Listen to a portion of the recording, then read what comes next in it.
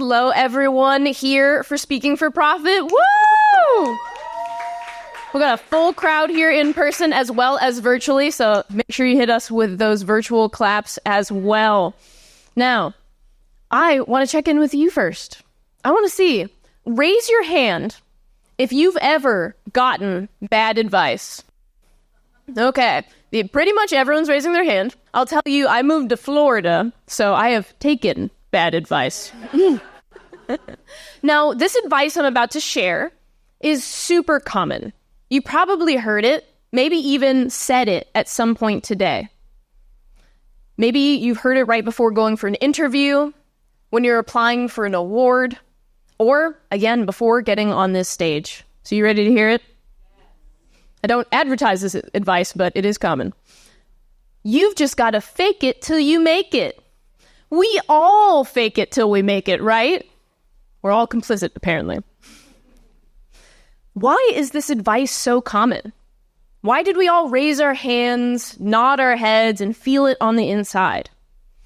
Have we ever stopped to think what fake it till you make it means? Or why we even share that advice with other people? I want to take this time to rethink this common phrase with you today. I pride myself on living an intentional life.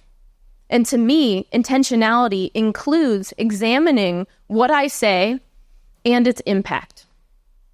When I was a little girl, my mom used to say, words are weapons as soon as they leave your mouth. Now, I'll tell you, that phrase terrified me. Not because I thought I was going to throw up knives or anything like that, but it terrified me because I realized how much someone can be misunderstood. How that can kick you out from belonging. And so I stopped speaking up. And I only spoke up when I felt like I had the exact right words to say. And so that's why today I want to examine what precisely fake it till you make it means. So we have two parts to that phrase, right? We have faking it and we have making it. So let's start with part one, faking it, right? So what is faking it? Is it putting on a persona? Is it overstating our accomplishments? Are we lying? We don't have a shared definition yet, right? We say the phrase, but maybe we don't have a shared definition of what faking it means.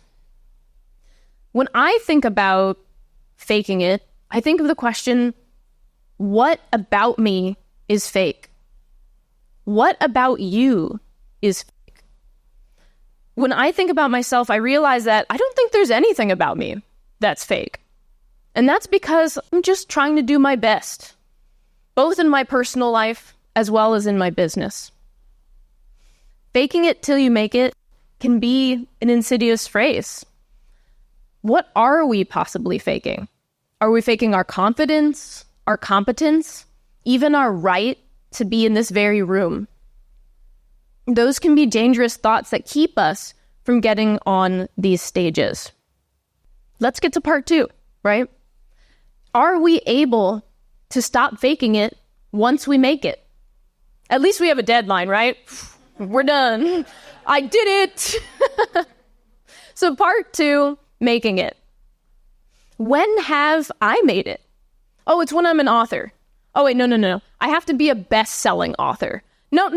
I have to be an internationally renowned best-selling author on the New York Times list. What about speaking here on the Speaking for Profit stage?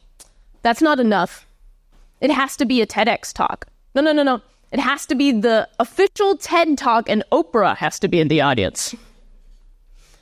The thing about chasing results like that is we forget to stop chasing. And when we forget to stop chasing, we never hit this point where we feel like we've made it. And if we don't make it, do we actually ever stop faking it? That phrase becomes this cycle that becomes life and becomes this shadow or mask of confidence that we put on. But oftentimes these masks, we can't keep them on forever. So how do we know that we've made it? How do we stop changing what those results are? Is this advice helpful? Now, how many of you, virtual, in person, know of or have seen the Think poster in your elementary school? There's a poster on your wall. It says, before you speak, is it true? Is it helpful? Is it inspiring? Is it necessary? Is it kind? So does saying fake it till we make it to ourselves, is that true? Have you actually felt like it's helped you make moves? And the thing is, if it has, that's awesome. I think if that's something that's been helpful for you, use that phrase. Is it inspiring? Now, I know many of y'all have your phones out, hopefully not looking at TikTok. And last year, there was a trend that was super popular. It was called lucky girl syndrome. Anyone here familiar? Okay. Just in case you're a little worried about it, don't worry, I called Dr. Fauci. He's on it. We're not going to catch it unless we want to.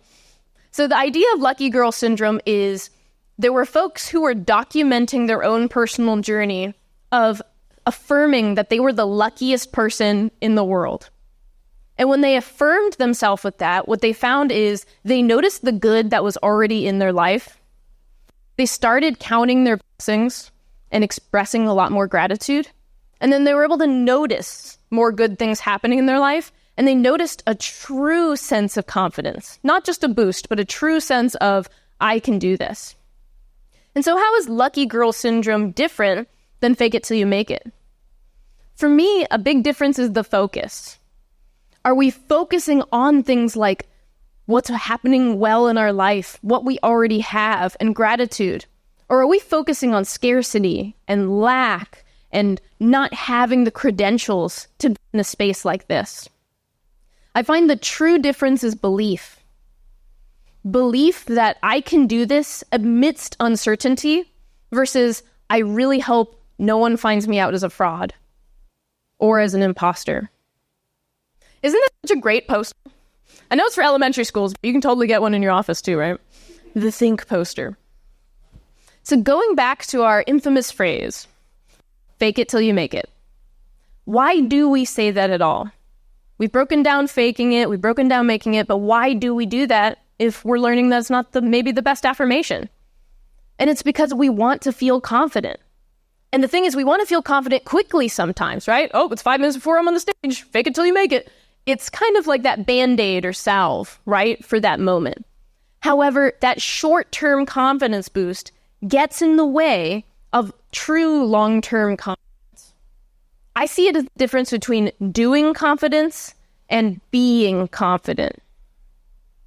The thing is about fake it till you make it is you have to move from believing yourself as fake and counting the gratitude of what you've already made.